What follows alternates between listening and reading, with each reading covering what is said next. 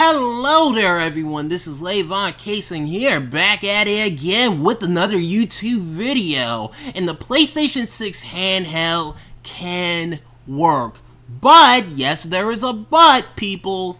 It needs to have most PlayStation 5 games be compatible with the handheld and needs to be priced around $500 to $600 in order to be considered an entry point to get into the PlayStation 6 family of systems. That's what I at least think. Because if the PlayStation 6 handheld is $700 or above, at that point, you might as well save up some more money and just get yourself a handheld PC that allows you to play Xbox games, PlayStation games, and also have more features as well at that point. Now, you guys are going to see the rumored specs here.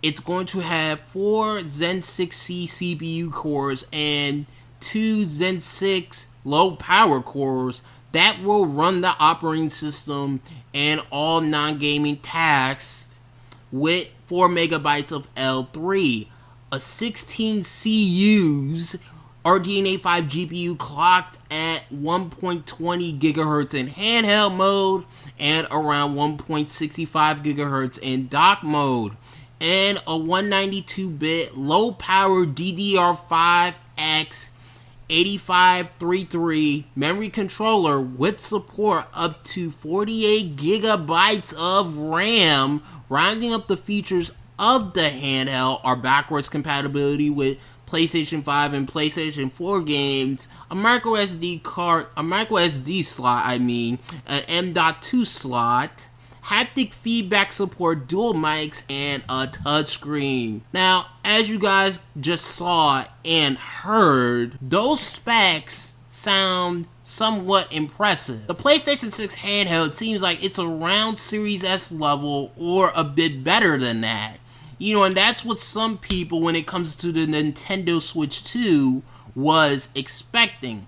Around Series S level with DLSS or a bit better than Series S level, but it seems like that just wasn't the case. Sony needs to make sure that most PlayStation 5 games work on this PlayStation 6 handheld, because if that's not the case, then it's gonna be kind of a hard sell to people.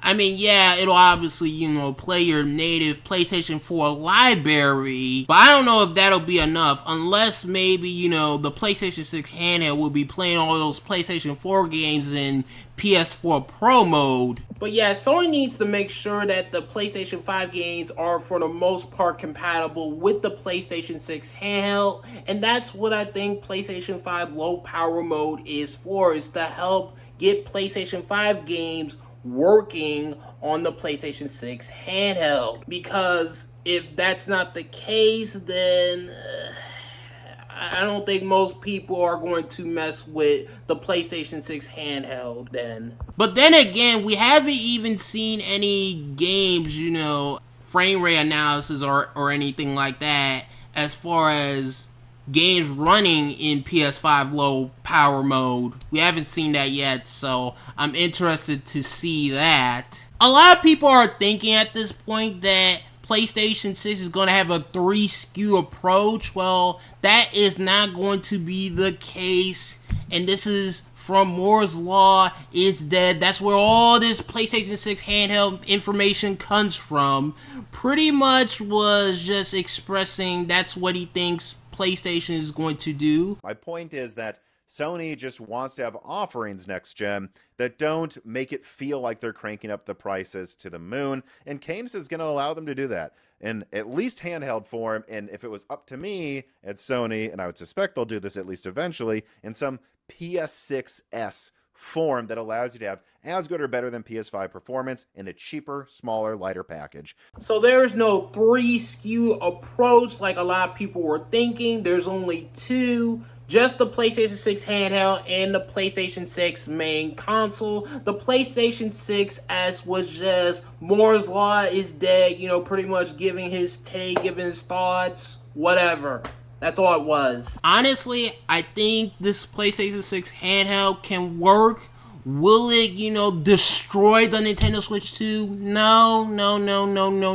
I think it'll sell better than the Steam Deck. I think it'll sell better than the ROG Xbox Ally X.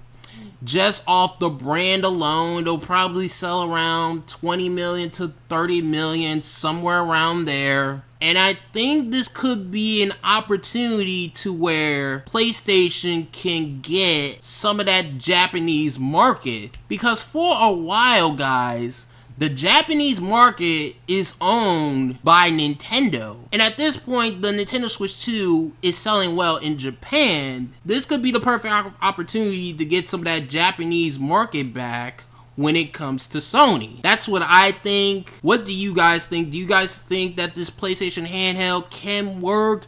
Do you guys think that PlayStation 6 should just be one system and just have Sony stay in their lane pretty much? Let me know in the comment section below this YouTube video. This is Lavon Cason signing out, in peace, and thanks for watching. Bye.